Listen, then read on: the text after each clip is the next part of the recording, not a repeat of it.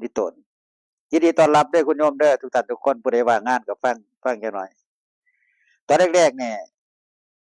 เปรียบเสมือนต้นไม้2 ต้นต้นหนึ่งโคตรไปตรงต้นหนึ่งต้นซื่อไปโคตร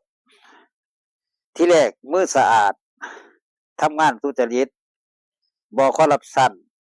ทุกอย่างแต่สุดท้ายบัดนี้ไปบัดนี้เริ่มง้อเริ่มโคตรเริ่มโกงเริ่มกินเห็นบ่เพิ่นจังเปรียบใส่ต้นไม้2 ต้นเป็นสัตว์เด้บางคน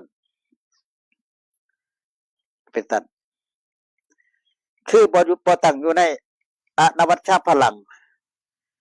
อนวัชชพลังนี่คือความทุจริตมือสะอาด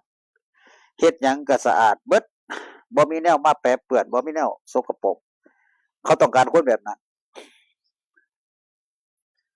คนที่ได้เป็นใหญ่เป็นโตคนที่ได้เป็นผู้นำคนทุกมื้อนี่ต้องเป็นคนซื่อสัตย์สุจริตเด้อโยมจังค่อยสิได้เป็นบ่แม่นว่า